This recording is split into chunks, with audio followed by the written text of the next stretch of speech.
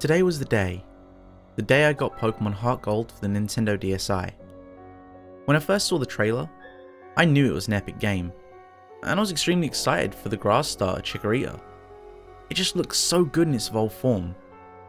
I kept begging my mum for the game, crying her ears off, until finally, she said yes.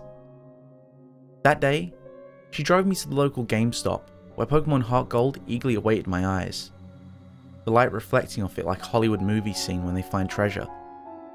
I quickly pointed it out to my mum, and she sighed and handed over $40.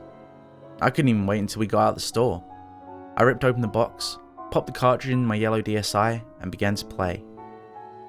About 2 days later, I had made it to the 4th gym leader, Morty he was called, and I had my sprite begin to talk to him. He then said these words that were different from other gym leader introductions. I know that every gym has different lines, but Morty's were creepier and more morbid. Hello there.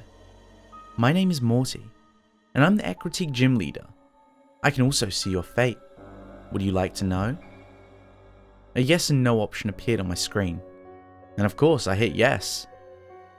The gym leader continued. Your fate is not good, you see. You'll be in a cave, wild Pokemon all around you, with no help, and you'll be devoured by the evil around you. Morty's sprite began to glow red, the whole gym shaking. I dropped my DSi and a flash came across the screen. I picked it back up to find the badge on the floor, and Morty's headband alongside it. After that incident, I seldom played the game, and I never really had an incident, at least until 3 days later.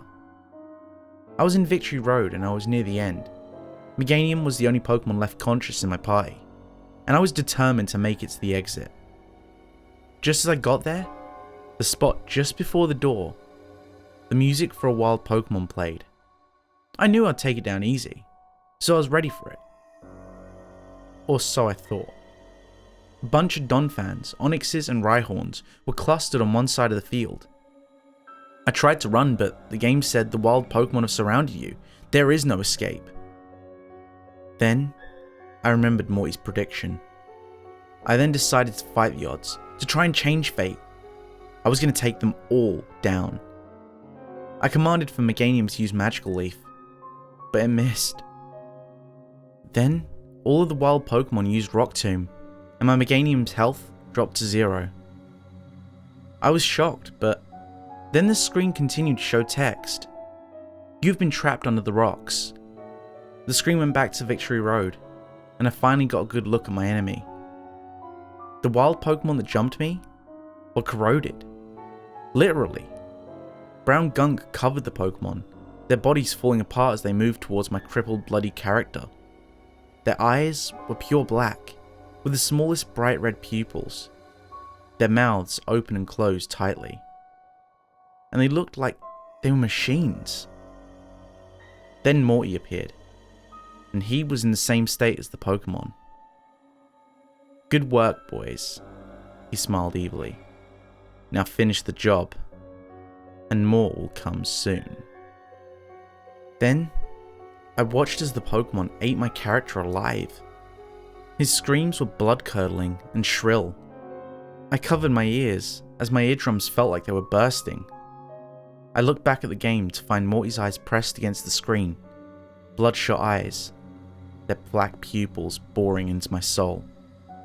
I screamed and slammed the DSi shut. When I woke up, I was in a hospital room. Apparently, I'd fainted, with a high fever and rashes all over me. The doctors said that the rashes came from some unknown force, that I didn't have long to live, because the rashes themselves were filled with toxins. So I'm writing to warn others. Don't get the game, because more will come. Thank you for sticking around to the end. If you enjoyed today's story, don't forget to leave a like. And if you want to hear more stories like it, don't forget to subscribe and click that bell icon. That way you'll never miss a story. Oh, and if you haven't already, don't forget to follow me on Twitter so you can keep up with the latest goings on the channel.